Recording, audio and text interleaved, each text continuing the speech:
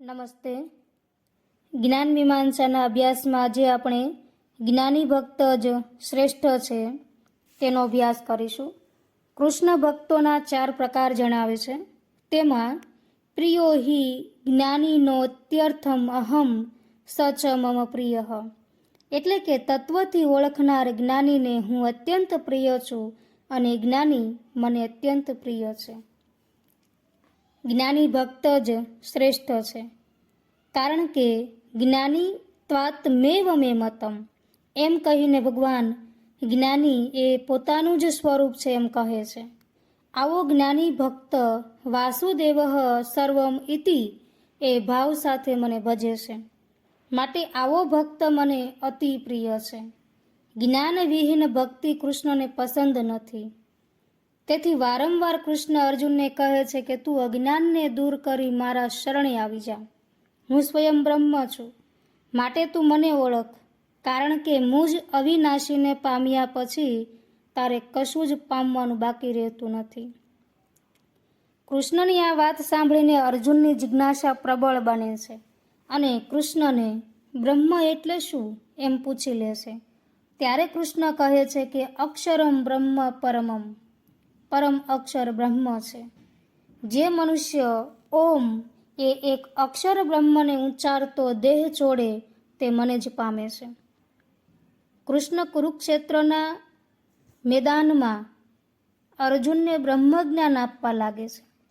કોઈ પણ રીતે અર્જુનનું અજ્ઞાન દૂર કરી તેને યુદ્ધ માટે સજ્જ કરવાનું છે. અહીં અર્જુન માત્ર સર્વે પ્રાણીઓ માટે એક દ્રષ્ટાંતરૂપ છે. આ જ્ઞાન સર્વે મનુષ્યોને અપેક્ષિત છે. શા માટે કૃષ્ણે અર્જુનને જ બ્રહ્મ જ્ઞાન આપ્યું?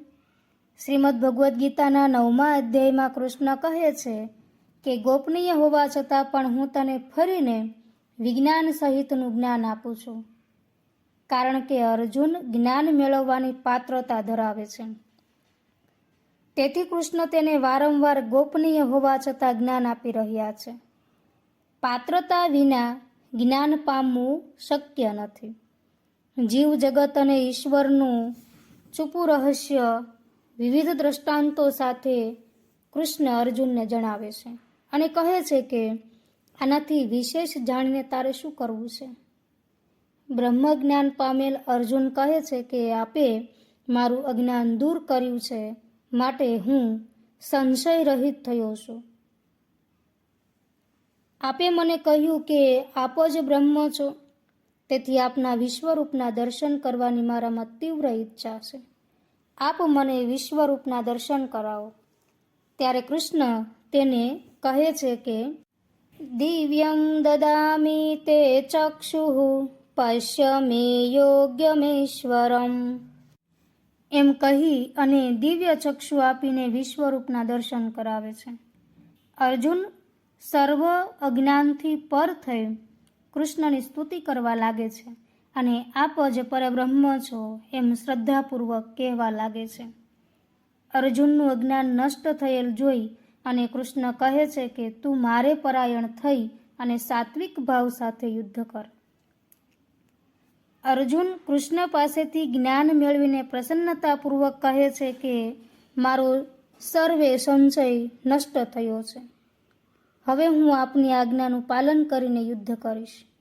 અહીં બ્રહ્મજ્ઞાન પ્રાપ્ત કર્યા પછી નિષ્ક્રિય થઈને બેસી રહેવાનું નથી, પણ ધર્મયુક્ત કર્મ શરૂ જ રાખવાનું છે.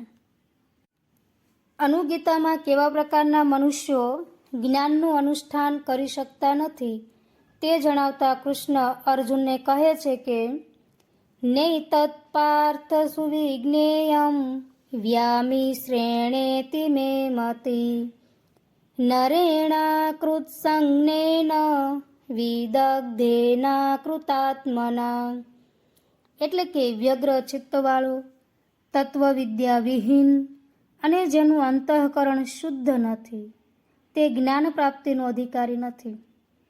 બ્રાહ્મણ ગીતામાં બ્રાહ્મણ બ્રાહ્મણીને કહે છે કે જે મનુષ્ય સ્વયં બુદ્ધિ દ્વારા આત્માને જાણી લે તે જ યથાર્થ જ્ઞાન.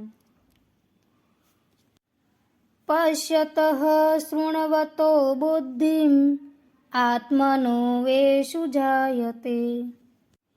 આમ કહી શકાય કે જ્ઞાન સત્ય સુધી પહોંચવાનું સાધન છે. ભાષાના માધ્યમથી જ્ઞાનની પ્રાપ્તિ અને સંચાર થાય છે. જ્ઞાન ધનની માફક જેટલું પ્રાપ્ત થાય તેટલું બમણું મેળવવાની ઈચ્છા થાય છે. જ્ઞાનનો ક્યારેય અંત આવતો નથી. જ્ઞાન સમયનું પરિણામ છે. જયતુ સંસ્કૃતમ, જયતુ ભારતમ.